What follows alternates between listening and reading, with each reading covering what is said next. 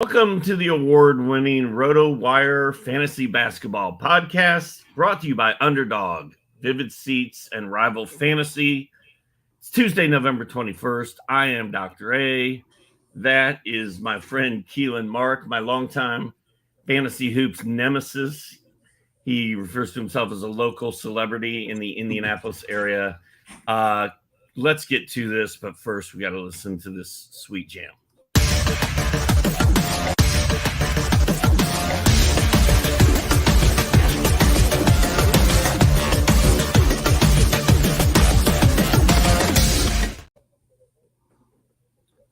Hello again, everybody. The format today, we're going to go over some news from a sort of busy Monday night in the NBA. We're going to hit the panic meter, talk about some hot players. We got a little Draymond Green get off my lawn from a couple old guys. Maybe a bet or two from this evening. But first of all, Coach K, Keelan Mark, one of my longest best friends, is on the show today. He has some coaching experience. That's why we call him Coach K. He's not the real Coach K. We probably won't get into some of the specifics of his basketball coaching from back in the day, because it's not something he fondly remembers at times. But Keelan, you are a principal at Park Tudor Middle School, correct, in Indianapolis? I am. This is year number one here at Park Tudor.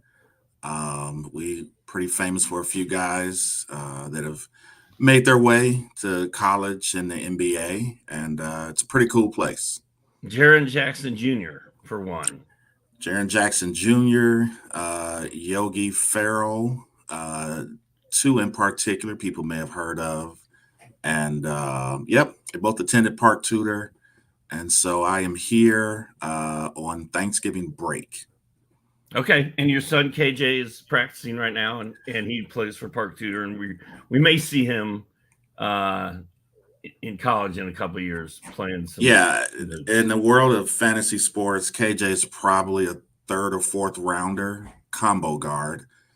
He'll give you some steals, give you some assists, give you some points. So, KJ is practicing, getting ready for their first game of the year tomorrow against, I think, the number one ranked school in 3A.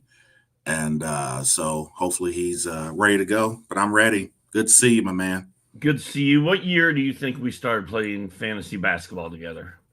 That is a really good question. I would think probably in the 90s.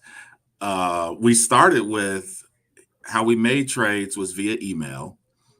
We started with doing stats on with the USA Today. We started with everything was on paper, a legal pad, and so it had to be the 90s. I'm being generous there. Well, I know it was the 90s. I don't know whether it was 90. I don't know whether it was 92, 93, or 94, but it was one of those 3 years. So regardless, It's been a long time, right? It's been a long time. We've witnessed someone take Glenn Big Dog Robinson with the number one overall pick in our fantasy draft. We've banned Michael Jordan from our league. We did certain times because he was too good.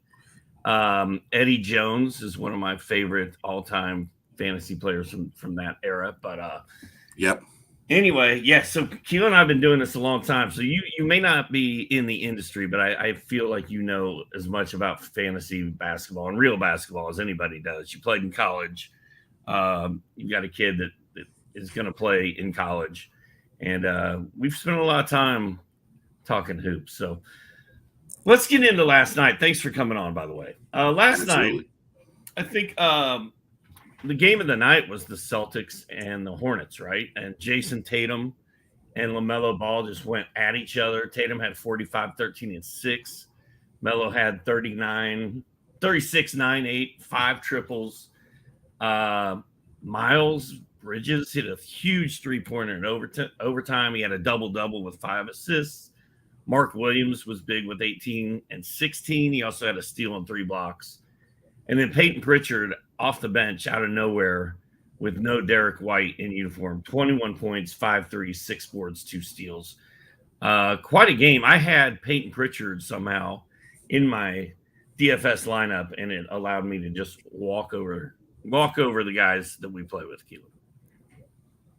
Yeah, I think it's good to always find, when you get lucky, you find those guys like Peyton Pritchard, and they have one of those nights for you. I know this is what I want Jason Tatum to do this every single night. This is who he has to be for his team, but I just think he can put up these type of numbers every night if he felt like it. Well, you could tell like he looked different last night. Like he was very comfortable against Charlotte. He was wanting to put on a show. He went off in the first quarter. He was hot right from the get-go. And it just looked like sort of like sometimes if I go to the golf course and I'm playing against somebody I don't think is as good as I am, like I get this like I get kind of cocky and I'm like, oh man, I'm feeling so confident there's no way this person's going to beat me. That's sort of the swag he had going last night. Like these guys can't hang with me. But they did, and they beat him, which is crazy that Boston is my favorite to win it all this year, and they got beat by the Charlotte Hornets. So, but the Miles Bridges pickup, if you picked him up, I think so far so good. It looks like he started over PJ last night. He's putting up numbers, and he's going to play. If you drafted Mark Williams, I think you're psyched. And if you're thinking about picking up Peyton Pritchard, I don't know that you need to. I've got him in my starting lineup for my 30-team league. But as soon as Derek White comes back, Pritchard should go back to anonymity again, I would think. Nikola Jokic got ejected along with his coach early yesterday. That allowed my man, Reggie Jackson, to go off. 21 points, 6 assists, a steal and a block. I've been on the Reggie Jackson bandwagon because the Nuggets play 4 times this week. They play 4 times next week. They're one of only 3 teams that had that schedule. Jamal Murray's out for a while. I thought Reggie Jackson was an automatic pickup. Obviously, he did better last night because there's no Jokic. Keelan, do you have any faith in old man Reg? This is what Reggie does, and he'll be solid for about 2 weeks for you, and then he'll disappear. And then roughly in late January, you'll pick Reggie up again. He's solid, but he's solid for a short period of time. But he'll consistently give you, numbers like this, like he did last night, in the absence of someone getting ejected or Murray being injured. This is who Reggie is, but don't expect, Reggie. Don't expect the Mr. October Reggie through the entire season. This is Reggie Jackson for 2 weeks, and you enjoy it and have fun with him. Well, and all I want is Reggie Jackson because Jamal Murray's not playing in November. So that means Jackson's going to play all 8 of these games. Well, now it's down to 7. And all I want is 6 solid games. I want 2 duds, 6 solids. We've already got 1 good one. So now we're at 1 good one, 5 solids, and then 2 duds. I'm good if that happens. So I know what I'm getting myself into with Reggie Jackson. And everybody else probably does as well. Giannis and the Bucks. Giannis had 42 points, 13 boards, 8 assists.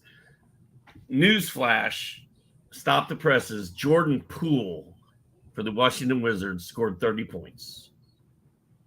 Finally, he scored 30. He had only scored in the 20s twice. A lot of us thought he was going to lead the league in scoring. Obviously, that was foolish. That was not a good way to think, apparently. He'd only scored 2 games in the 20s this year. He's been more like 14 to 17. Kind of doesn't look great. Him and Tyus Jones both have been hugely disappointing. The Wizards are going to win like 5 games this year. Any thoughts on Jordan Poole actually having a good game? Yeah, he's been a disappointment. Yes, like you and everyone else thought he would probably lead the league in scoring, and then it's just one dud after another. And so hopefully this is a breakout game for him. Do not expect 35 and 6. He may have had an assist last night.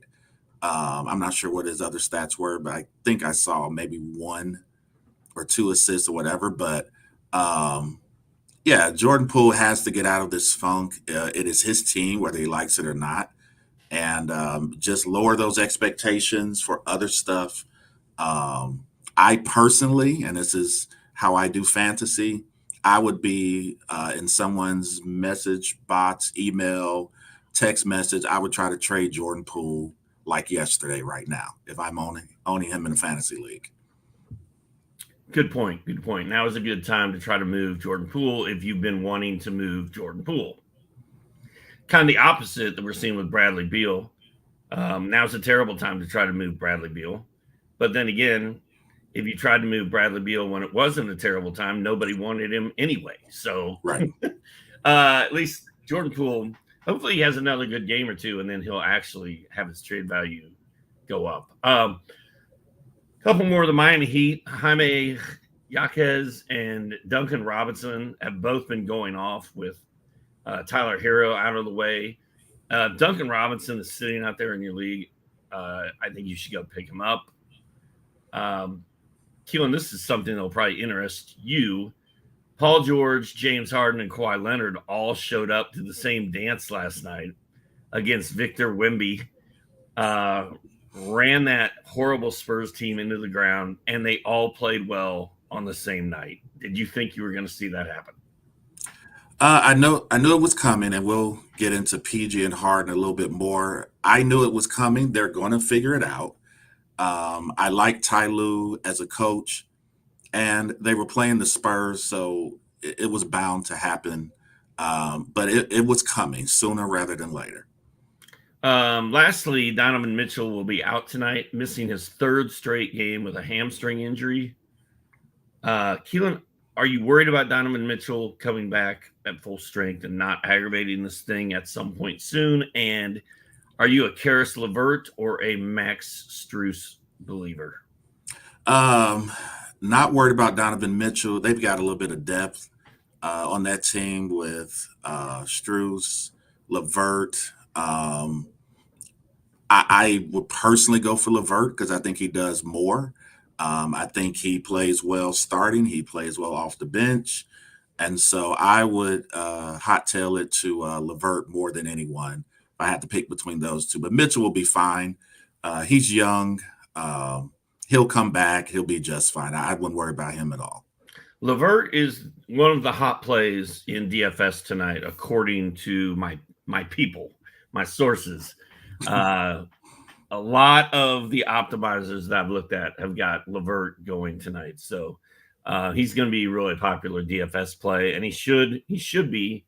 Although he burned me, what night did he sit out? Like Friday or Saturday, he sat out.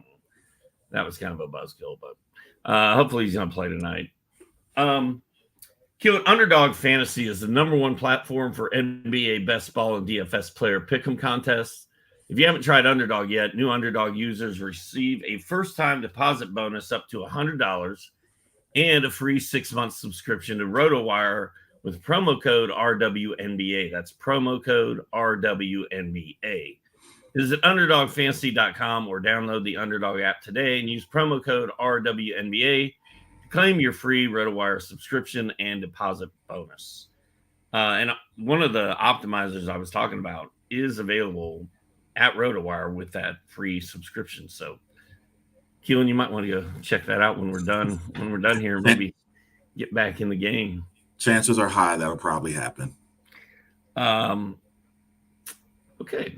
If you guys enjoy these videos that we do on Tuesdays and Thursdays, make sure you click the like and subscribe button for me. Rick and I are supposed to be here Thursday, Rick Kama, but Thursday is Thanksgiving Day. I know we're not going that day, or at least I think we're not going that day. I don't know if we're doing a podcast this week or not, but we're going to figure that out later today. All right, let's jump into the panic meter, Keelan. I'm going to let you go first. Who are some guys, and I this not necessarily scaring you right now, but who are some guys you're leery of the rest of the way long term? Yeah. So Or right now?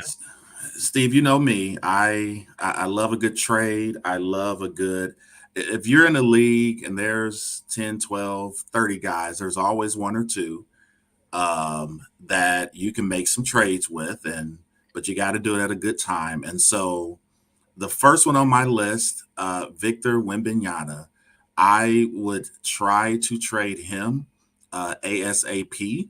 Now you might think that's crazy and insane. He's putting up good numbers. He's playing well. He's eventually going to get popped. They're going to be cautious with him. Popovich is eventually going to randomly sit him down.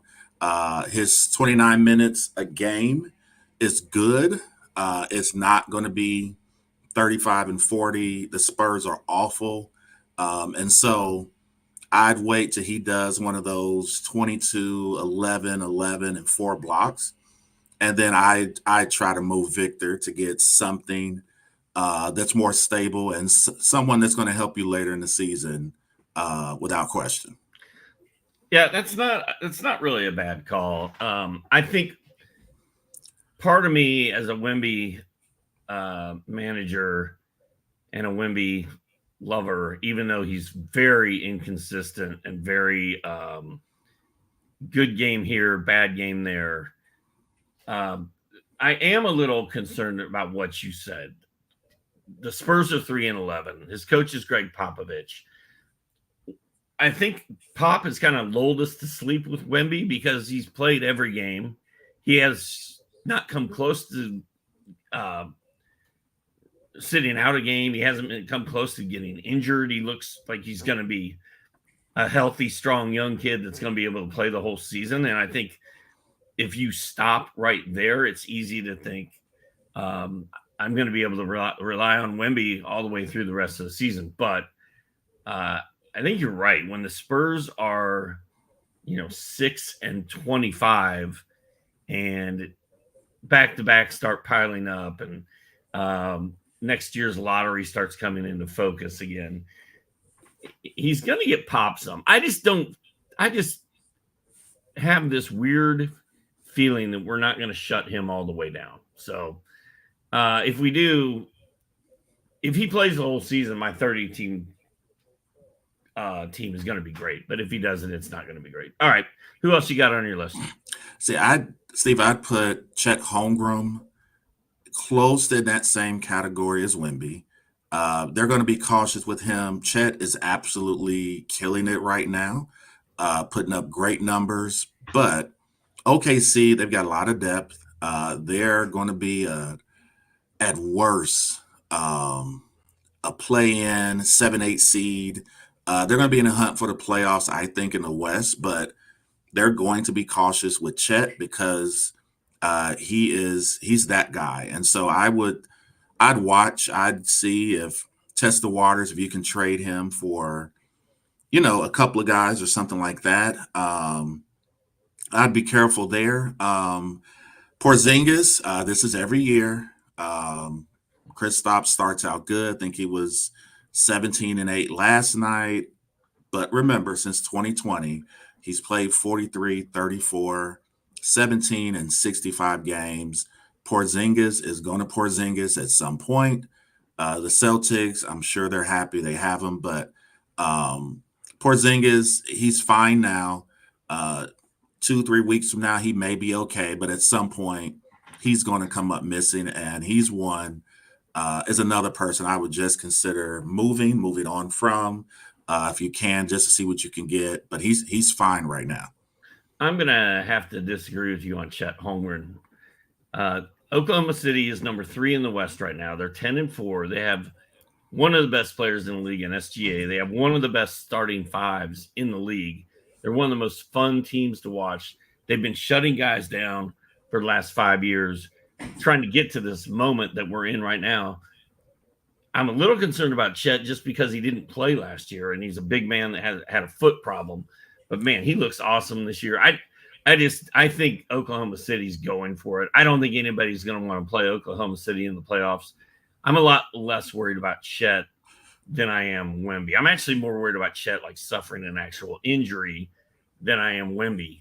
But as far as just being shut down, I don't think OKC Dagenau is thinking about shutting or even slowing Chet down at this point. What do you think about that?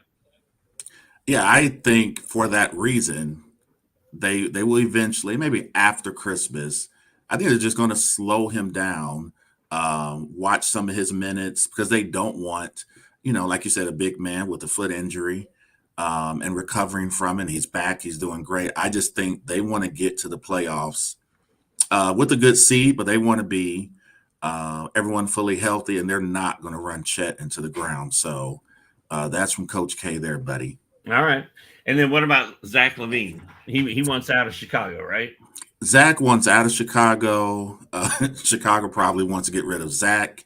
I don't know where he would go. I've heard there's some interest with Miami, but I don't know if Zach is going to be Zach anywhere else other than Chicago. So, he's having a good season, but he is not happy. He wants out, and it wouldn't surprise me if the Bulls sooner rather than later have a fire sale and just start moving, Zach and DeRozan and you name it. All right. Well, guys, I'm worried about include Klay Thompson, who actually played well last night. 20 points, 5 triples. But the 5 threes he missed were all pretty bad. He had air ball, and I don't know. Klay just hasn't looked right. He hasn't met my eye test this year. He was a lot better last night, but I'm worried about Klay long term. I don't know that we're ever going to see the old Klay again. I don't worry about Klay if the expectations are threes. Klay is going to shoot. He goes 0 for 7. He's going to take the next 5 or 6. So if you need threes, I wouldn't worry about Klay. If you're wanting, some of the things old Klay used to do, a steal here or a few assists, yeah, you should worry. But I think Klay's going to be fine. All right. For those of you just tuning in, this is one of my longtime fantasy nemesis. Nemesis. Say that twice. I don't even know how you say plural nemesis, but he's one of my arch enemies in fantasy hoops. We've been playing fantasy hoops together since like 1994.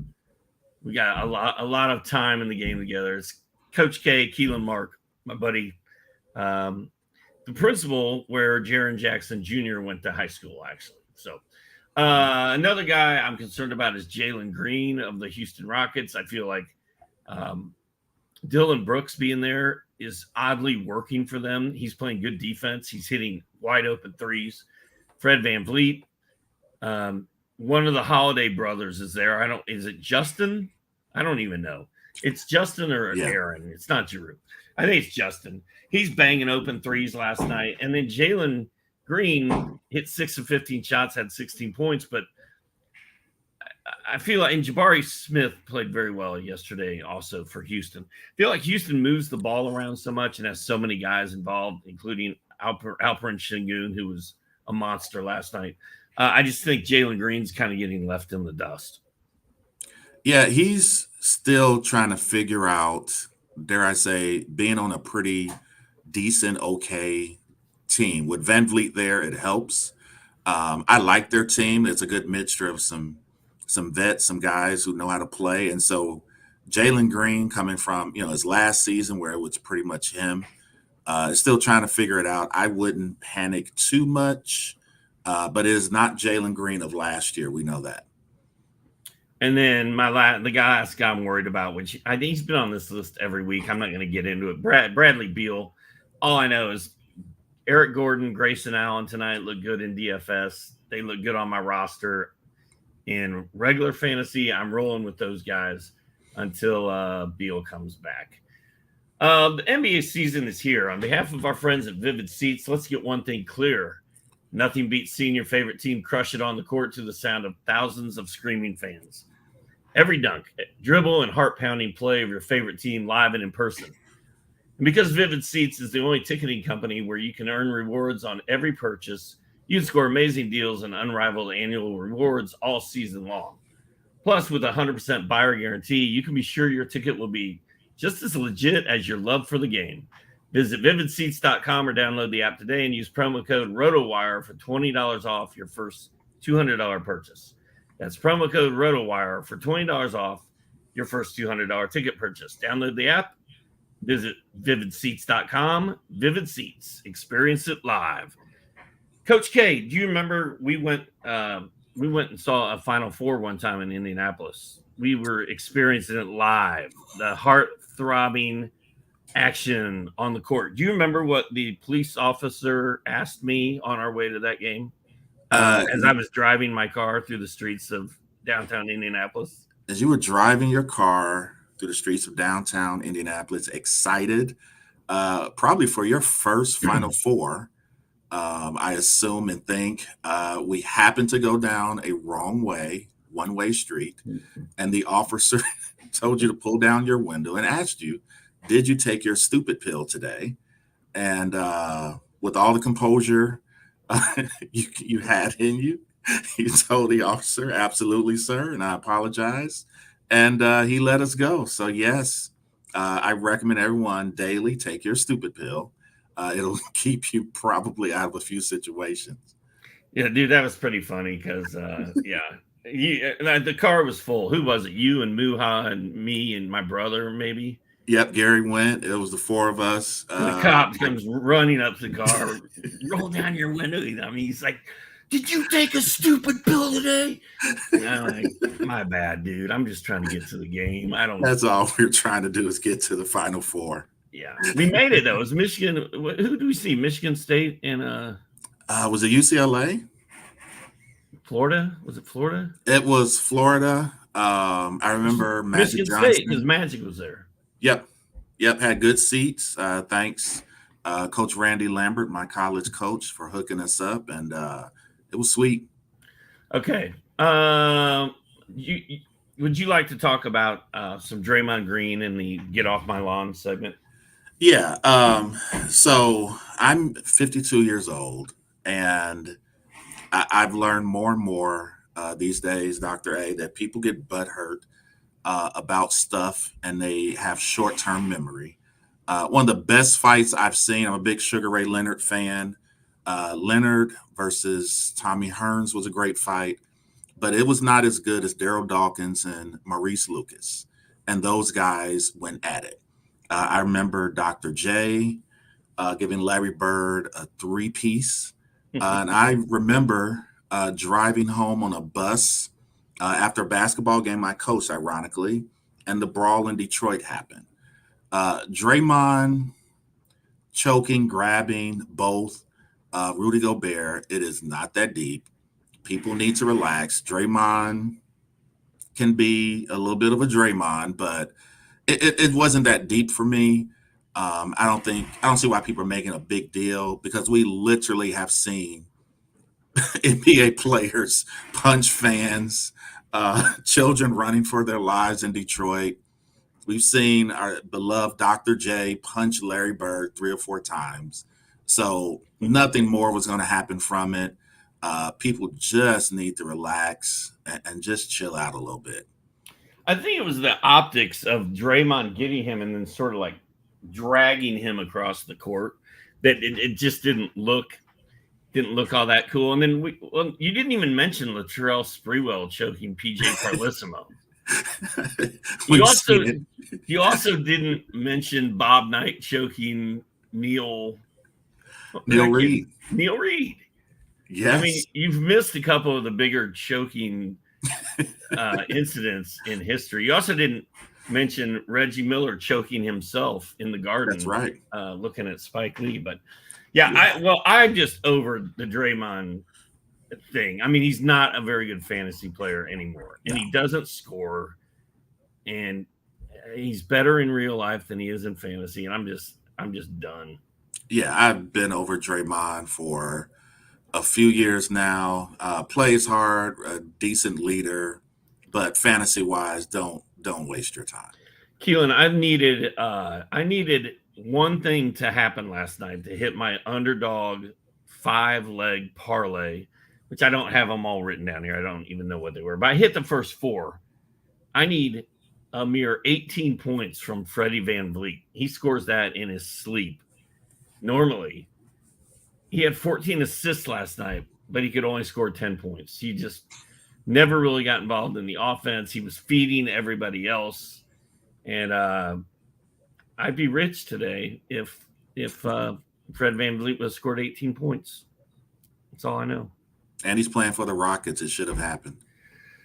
What are your thoughts about, you were involved in a long text thread between two grumpy, angry old men in the middle of the night arguing about the in-season NBA tournament. What are your thoughts on it? Are you're a big Pacers fan, right? You're right there. I'm right here in Indy. Yep. And I kind of love the team they're putting on the floor right now. I love the mix of youth and veterans, and the Tyrese Halliburton move is one of the greatest in team history. Where are you on the tournament? The tournament is completely unnecessary.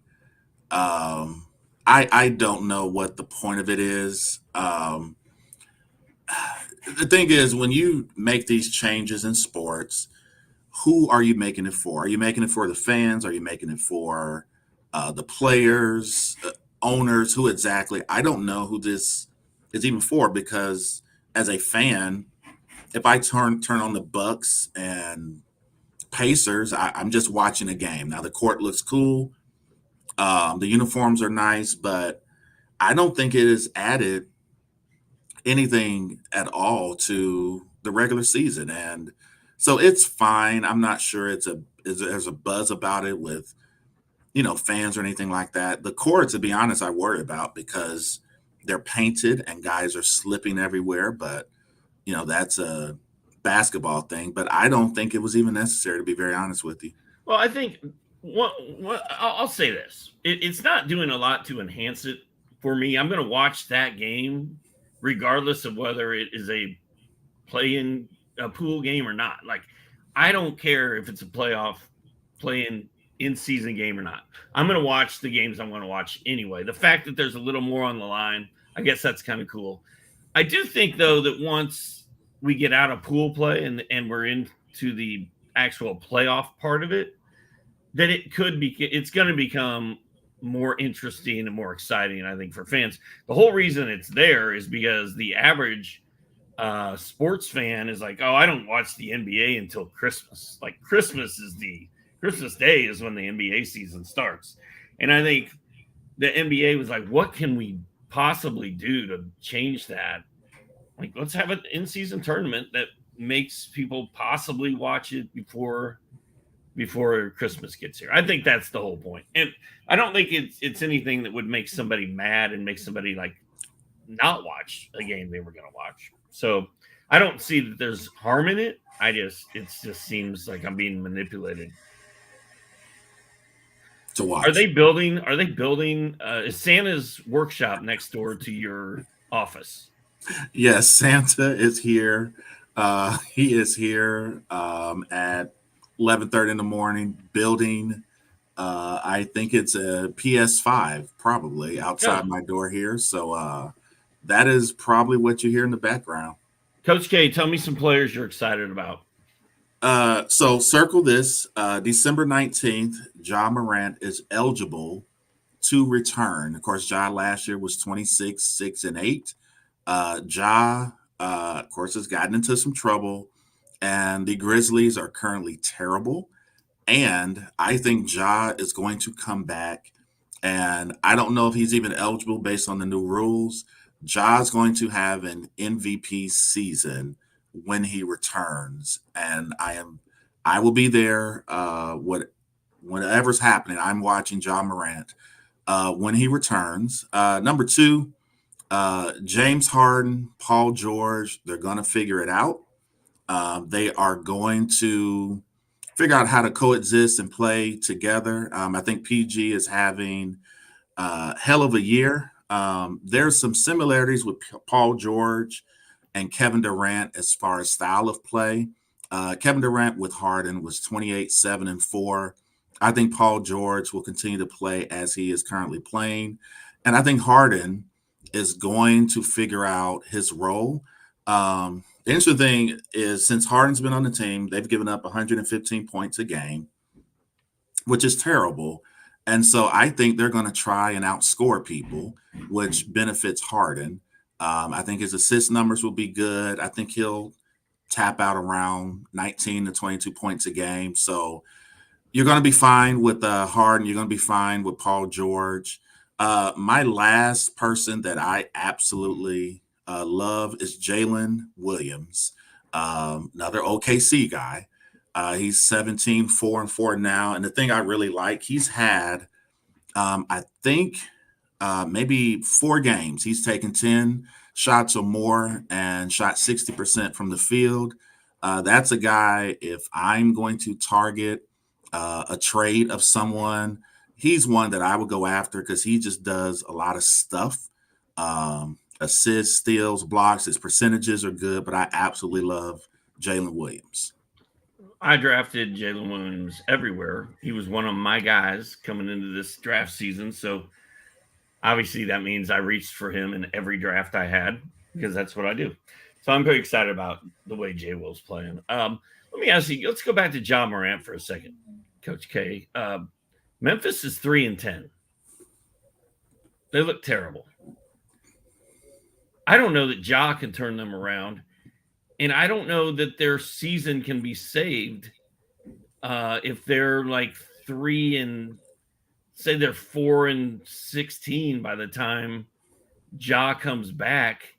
Like, are you a little concerned about how that's going to go? And at some point, are they just going to bag it and play for a draft pick? Or do you think they can come back? Do you think Ja is good enough that he can lead them back from this awful start?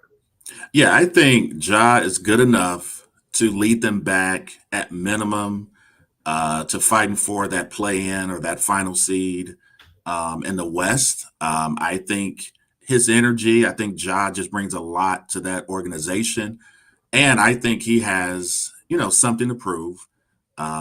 He's been out trying to, get himself together. He's going to come back trying to redeem his image. And so I think they will get it together. I think he's their difference maker as everyone sees how they are without him. So, no, I think the Grizzlies, they're going to be in good shape. And I think when he returns, you're going to see, I'm guesstimating, a guy that's putting up 26 to 28. I think his assist numbers are going to go up. I think his rebound numbers will stay the same. Ja Morant, I think, is going to have an MVP season, whether he is eligible to be an MVP or not. Remains to be seen. Keelan, would you be mad if you were a Memphis Grizzlies season ticket holder that you spent thousands of dollars on those tickets and your team is 0-6 at home this season? They're 3-4 on the road and 0-6 at home. I'd be pretty upset, to say the least, and I'd be as patient as possible. But I would hope they get it together. But as a season ticket holder, I would not be very happy right now. I'm going to throw a question up on the screen, Keelan, because you said you were going to mention this gentleman. Luma Subu, I guess, wants to know about Brandon Miller the rest of the season. Yes. Good question. I put Brandon Miller and Ausar Thompson in the same boat. Good rookies on bad teams. 2 guys I would hang on to. I think upside Ausar, he's averaging a double-double right now. I think that's going to continue. The guys are getting good minutes with about 30 minutes a game. Brandon Miller, 14, 4, and 2. He's still figuring out the NBA. Don't bail on him yet. The plus side with Brandon Miller is he's playing with a point guard that loves to pass and will find ways to get him involved. So I wouldn't bail on him. I love Brandon Miller. I love Ausar Thompson. Hang on to them. The season is young. They're rookies, but they're going to get better. I think Brandon Miller will finish, I'd say, with about maybe 16 a game, 5 rebounds. I think he's going to play. 75 to 82 games, I believe. He's solid. Sean Kirkland wants to know Walker, Kessler, Jalen Duren the rest of the season. I'm going Jalen Duren all day. I think Kessler played a little bit over his head last year. He hasn't looked that good this year. He's been injured for a while. Duren's been out too, but Duren looked like a monster for the first couple weeks of the season until he got hurt. I'm all about Jalen Duren there. Yeah, I agree. Jalen Duren is solid. Has been a pro before becoming a pro. So I really like him. He's had a good year. All right, back to the schedule here. I'm going to go with a couple of my hot players. Dario Saric, 18 points last night, 3 triples, a steal and a block. He's getting lots of run off the Warriors bench. We've been waiting for this version of homie Dario for years. It's finally here. I think Saric is pretty much go out and grab him wherever you can at this point. Any thoughts on that? I agree. I think he's carved out a role with the Warriors. Of course, Draymond is Draymonding. So I like Dario. He's just a solid player. It's not going to hurt you too much. Be good. Good pickup. Keyonte George is playing tonight for the Jazz. None of my DFS optimizers have told me to play Keyonte George, and I've looked at like 10 to 12 different lineups. Not one of them is saying Keyonte George is going to have a big game tonight. I haven't even looked to see who the Jazz are playing, but regardless, I am still down with Keyonte, even though I was late to the bandwagon, as you guys know. But I'm here now, so I'm kind of excited about it. They're playing the Lakers on TNT tonight. I don't know why Keyonte would not have a decent game in that scenario, but we are down with Keyonte George. I watched him, I think, versus Phoenix the other night. And the interesting thing I saw with him, the Jazz are looking at him as a go-to guy. He's taking shots late. They're encouraging him to be a playmaker. So there's some belief in Keyonte George, and the Jazz absolutely love him. Yes, we're on the same boat there. Okay, LeBron versus Jordan, Magic versus Bird, Barkley versus McHale. Basketball is synonymous with legendary player rivalries. They make the game more fun and give fans the storylines that raise the stakes every time those players meet on the court or come up in conversation. Now, every player matchup and head-to-head debate can be settled on Rival Fantasy. This NBA season, you can play challenges where you decide which NBA player will score more fantasy points in their next game. Play the Rival Fantasy in-house challenges or create your own and get a friend in the mix with customizable social challenges. Sign up at joinrival.com/RotoWire now and get a $200 deposit match. It's time to step up to the challenge on Rival Fantasy. See you in the arena. If you don't get arrested for failing to take your stupid pill while you're on your way to the arena. Tonight the Sixers are at home hosting the Donovan Mitchell-less Cavaliers. This is a play-in game, or not. Why do I keep seeing play-in? This is an in-season tournament game, as all the games are tonight. Sixers are -7.5 at home against the Cavs with no Mitchell. Are you thinking the Sixers are going to run the Cavs out of the gym, or is this a sucker bet? The Sixers, thanks to Tyrese Maxey, will run the Cavs out of the gym. He has been on a tear. Philadelphia has moved on from James Harden. I think Embiid is happy. I think the Sixers will run them out of the gym. I don't think the Cavs can score with them minus Mitchell not playing. So, I like the Sixers. All right, and then let's take a look at one of my DFS teams that I kind of went rogue with this one, and it's not really optimized. It's more just what my thinking is, if I can find it even. Oh, here we go. My DFS team as of right now for this evening that I like the most is D'Angelo Russell and Keyonte George at point guard, Austin Reeves and Eric Gordon at shooting guard, Lauri Markkanen and Buddy Hield, small forward, Obi Toppin and Tobias Harris at power forward, and then Joel Embiid at center. I think I like this Eric Gordon against Portland thing. I just think he's going to go off. Markkanen against the Lakers should be fun. Embiid is Embiid.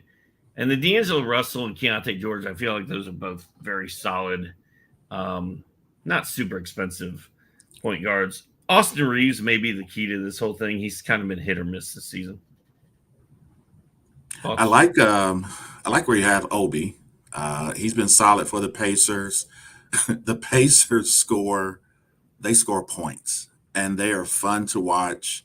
And he is a great fit and a great fantasy fit playing with that team, way better than when he played for the Knicks. So I like your Obi pick there. They don't play defense, do they, those Pacers? Nope, not interested. Okay. Hey, Keelan, without looking, this is going to be our wrap up. Who's in first place in the Western Conference? Without looking, in my head, I say Denver, but okay. All right, that is my guess. But at the top of my head, I guess it's Denver. That's a pretty good guess because they technically are in second place, but they have the same amount of wins as the team in first. They just have one more loss. So the Nuggets are a half game behind your first place, Minnesota Timberwolves. Who would have thunk it? Right. Hey, jinx. Who would have thunk it? Timberwolves 6-0 at home, 4-0 away, 4-3 away. They're 10-3 on the season. It's hard to believe, but I said before the season started that Anthony Edwards was getting ready to take over the league. It's like Anthony Edwards, SGA, and Tyrese Halliburton. Like those are the big three, not named Luka, Wemby, Chet, like that crowd. And Ant is really turning it on. I think Rudy Gobert is playing much better this season alongside Karl Anthony Towns than he did last year. And that whole vibe in Minnesota, man, I'm surprised I haven't heard more Minnesota fans chirping about how incredible their team is. Yeah, I think Ant-Man since the summer world team, you saw it coming. His confidence, he's number one, he's my favorite interview in the NBA. He is damn good with his confidence in himself. In anything from football to baseball to basketball. And so what he's doing this year with that team, I think is outstanding. And I hope the Timberwolves can keep it going. It'd be good to see some new faces, some new blood that are at the top of the NBA rankings, with OKC doing well, with even Houston not doing too bad at all, and then Minnesota. So I'm looking forward to seeing how this turns out. All right, man. Well, thanks for coming on the show. Tell Glenda and KJ I said happy holidays and all that stuff, and hello. And I may start calling your home line, your home phone line during random daytime hours when I know you're at work, just for the hell of it. Just for old time's sakes. Yeah, just over Christmas break, maybe I'll just call you once a day at 2, 3 in the afternoon to see how it's going. Thanks for coming on, man. And it's fun. And good luck to everybody. Cam and I will not be here Thursday probably, but if we do get that scheduled, I will let you know when it's happening. Next week we'll resume the schedule as normal. So thanks for watching, and we will see you next time.